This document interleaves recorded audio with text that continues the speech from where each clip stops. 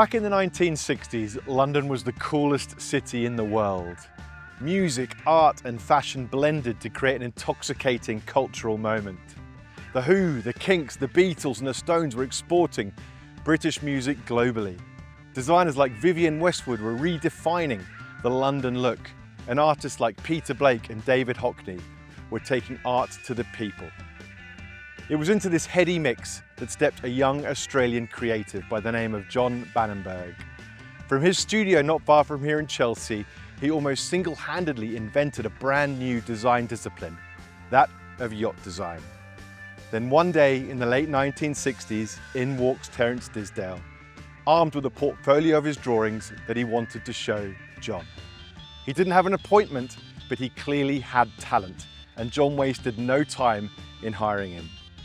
He subsequently spent the next 3 weeks scraping patterns off tracing paper with a razor blade. But from this very humble beginning, a great career was born, and Terence Disdale, Diz and Terry, stands today as one of the greatest ever yacht designers.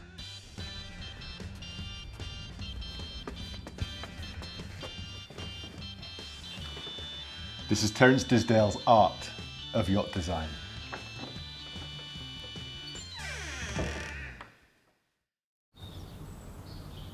I get asked, where do you get your ideas from? Yeah. And I said, I get my ideas from the well. So she said, where's the well? I said, it's in there. Everybody knows Terence Disdale. Terry is a hero in this industry. Hi guys, come and see the new treasures. I don't know any successful man that it wasn't optimistic, and you are definitely the one that always look at the bright side of things.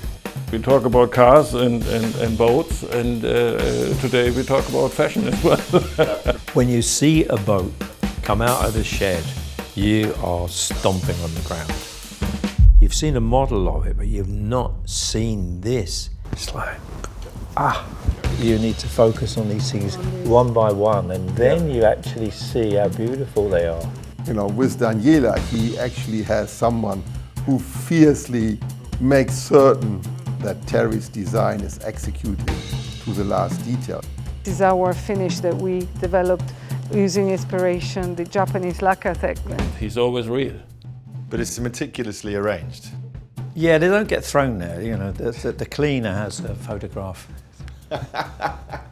of the record of how they should be. Somebody came along and they had a brochure. The dining room was all in raised and fielded mahogany panelling with gold beads around it. And I did tell him, you've come in the wrong door. And I did send him somewhere else, whose name I won't say. I don't come here with a pencil and paper. I come here for the freedom and of being with Mother Nature. He has a very clear philosophy in his life. What are your plans for the future? The near future is a cold beer. Yeah. Things. How are you getting on working with AI? I said, I don't know, I don't use AI, I use HB. Oh dear. Fishing gives me peace of mind, which in turn, I believe, creates great design inspiration.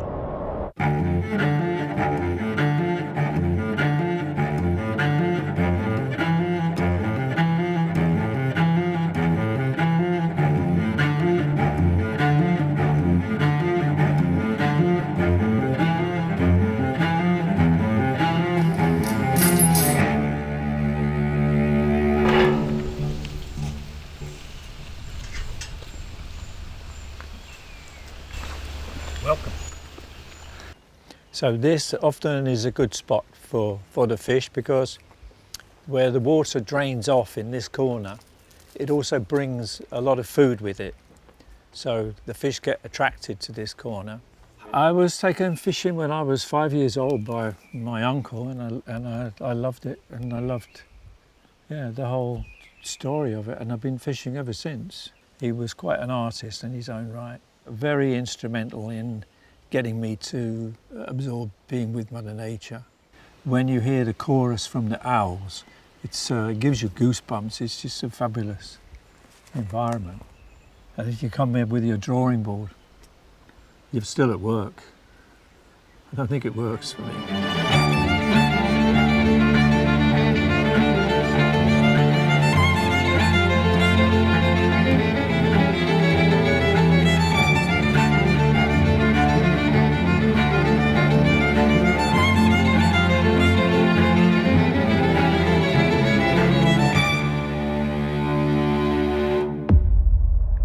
Above all, do not gild the lily.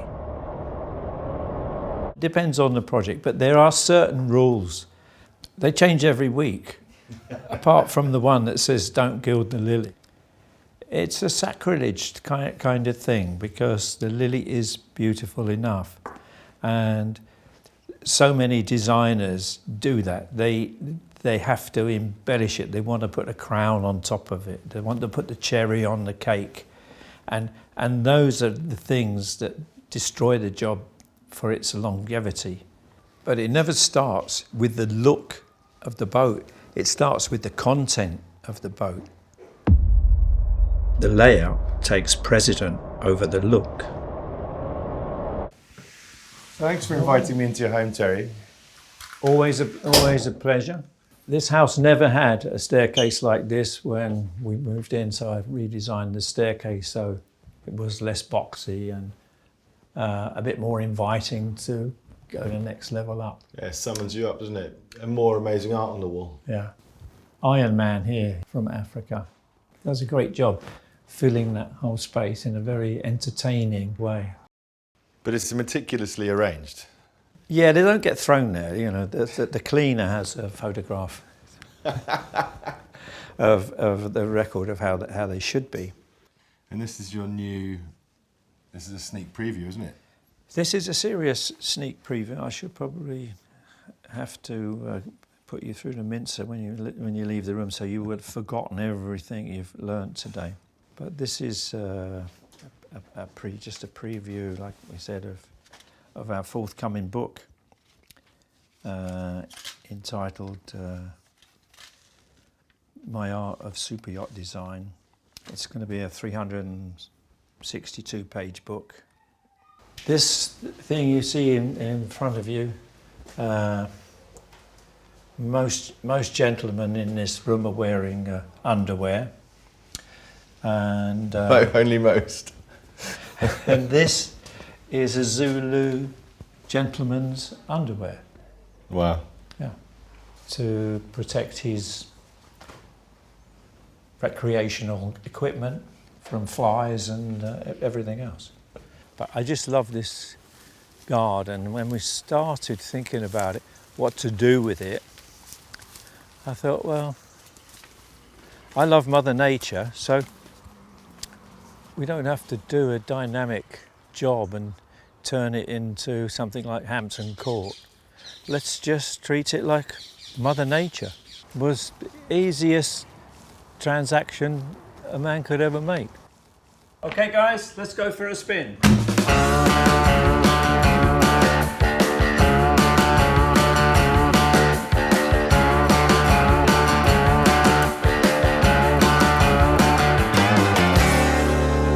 So what made you buy a Subaru, eh? JB had an Aston, didn't he? He did. Didn't he take you? Well, when he had his Aston, our studio was in the basement of his house. Of his house. Carlisle Square. Yeah. And he had a DB5, which was always parked outside. And I used to think, God, one day maybe I'll have one of those. A yacht should have more in common with a beach house than a penthouse. Here we go. July 1968, where a few members of John's studio filled out their timesheets. So there's a couple of pages here, which are for TD, which can only be Terence, of course, showing him doing his dutiful 7 hours a day, Monday to Friday, and listing all the jobs that he was on, which is a pretty fascinating document. Yeah, I don't know if I can detect direct influence of my father in Terry's designs. I think more generally, clearly Terry's got he's got a great design sense. He's got great bags of charisma and charm with dealing with clients. So I would like to think that certainly has come from the early days with my father. In our design language, I think we're similar in the sense that we both focus on originality and create styles that do not owe anything to any other designers. Yeah. Would you say that's true, Terry? I would indeed, yeah. So, when was your first job? My first job, I was an apprentice sign writer when I was 15 years old. 15? Yeah. And I can even remember my first wage packet was £5 and 5 shillings for a week of work. £5 and 5 shillings? Yeah. God, you were rich. And when I got home, my mum wanted half of it. Rightly so, I was rightly so. Not upset by that. Music is also inspirational, I think, isn't it? Rock and roll keeps my office going, that's for sure.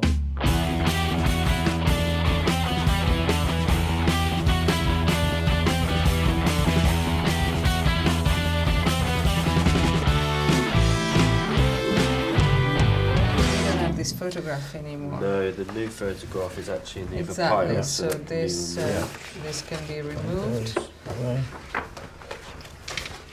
The photo we had in mind for the cover of the book was always this shot, which is the profile of the bow of one of our major vessels when it was in the dry dock. Strive to create an ambience with a serene quality.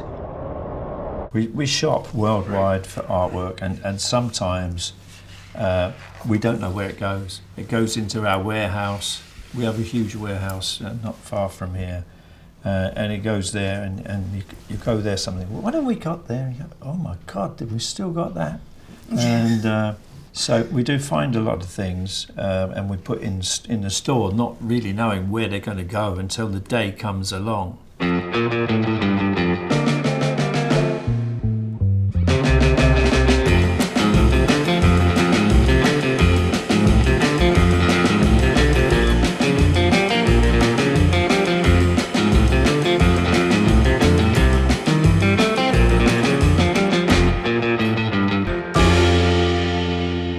Terry was always, I think, the most laid-back designer I've ever seen. They all say, I got my ego surgically removed, to quote one of the famous designers. Terry really always wanted the best product out there that he can come up with. Always laid back, didn't really seem stressed, always fun to be with. Form follows function. One of the great strengths, I mean, he's got many strengths, but one of the great strengths of Terry is when there is a technical problem, you explain to him the why. It is complicated, and then he comes up with something that's doable or more easily doable. And I think that's, for a shipyard, is a fantastic way to deal with us as shipbuilders by helping us. He is a true partner, not overly complicated, and listens. You know, with Daniela, he actually has someone who fiercely makes certain that Terry's design is executed to the last detail. So what have we got over here, Peter? Come on, Terry. You must remember that. Topaz. What a great start collaboration. of another great series of boats. Yeah. Best launching party ever. A 5-star yacht will not function properly without 5-star pantries. First boat we ever built with Terry was a project called Assouline, a massive volume, 140-meter boat, 65 guests, 85 crew, and had to be built in a record time. Was interesting because it was all new territory. A 140-meter yacht is not just 40 meters longer than a 100-meter, but it's 3 times, 4 times the volume. Terry has the ability, even on a big boat, to create a cozy atmosphere that you just can relax in. And that is, I think, one of the very unique features he has.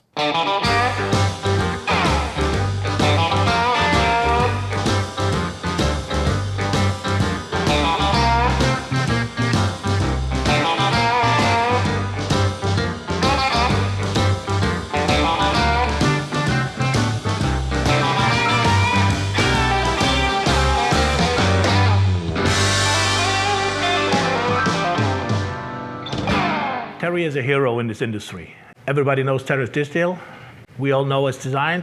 He is I think it's more than 40 years in the industry now. If you come into the office and you meet Terry, there is a kind of respect what you actually have for this man. 3 key ingredients are elegance, harmony, and restraint. He's a very special guy. He knows what he wants.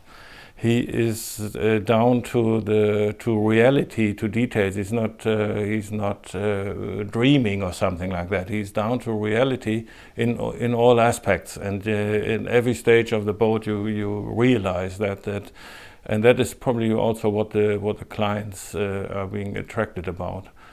But it's so nice to work with him. He is so hands-on. He is so easy. He's not pressing the clients. On the other way, he is not losing his own track, his own design way, his own design language. Even with exterior design, when you see Terence boat, you see there's a Terence Disdale design, because he has his language, he has his own style. This is his, and that makes him to that what he is.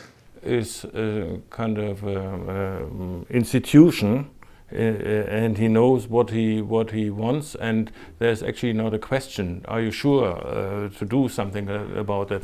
When we did the launching party for Kibo, what is Grace now, I picked up the client from the airport. And in the car, the client asked me, he said, Andre, what is special on my boat? And I was thinking about it, and then I said, when you come on board and you spend 5 or 10 minutes on board, you think you'll be already on board for many, many years. You feel home immediately. You feel warm, you feel cozy. You will enjoy immediately. He has a very clear philosophy in his life, and he doesn't pretend to be a person that he isn't. He's always real, and I love that. I love that. Well, I adore Terry because the way he is.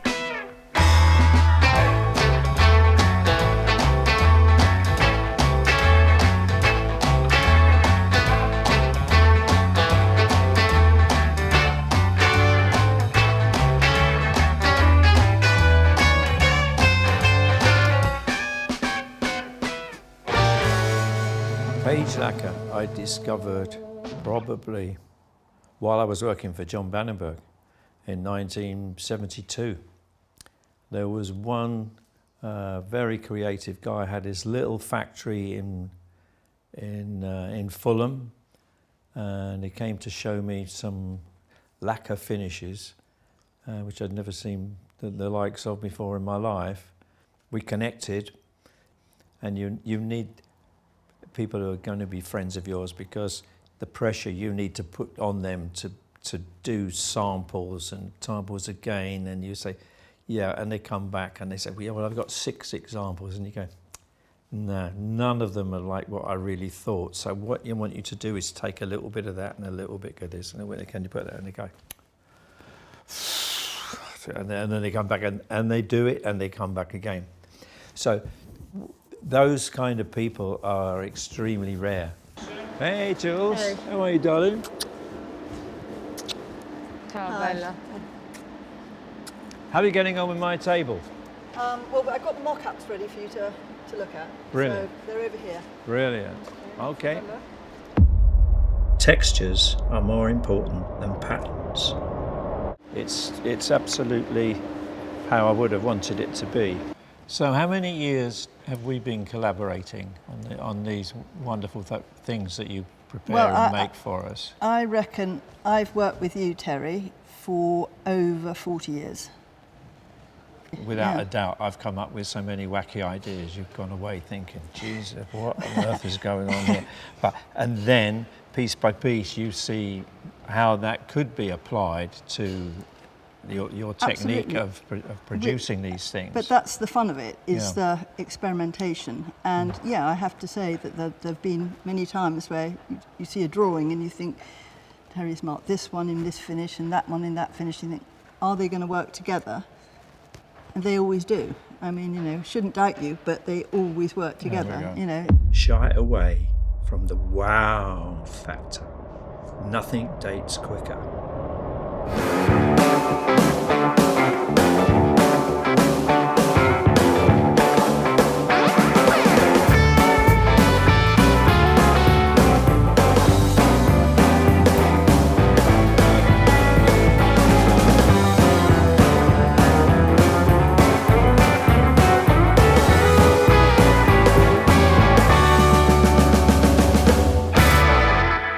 Dale Rogers, I discovered in Portobello Road, selling shells and artifacts on a little countertop table that he erected.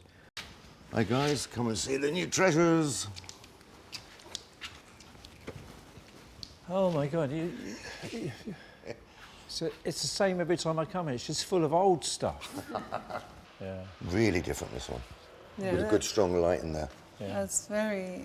And in fact, you in the cabinet, you kind of, it gets overdone, doesn't Sometimes, it? You know, because you need to focus on these things one by one, and then you actually see how beautiful they are. What is this? That's fossilized coral. But always when we come here, we find something that's not what we were looking for, because we never know what we're looking for. And that's why we come here. We're always looking for something that's different, something that's new, and we always find it.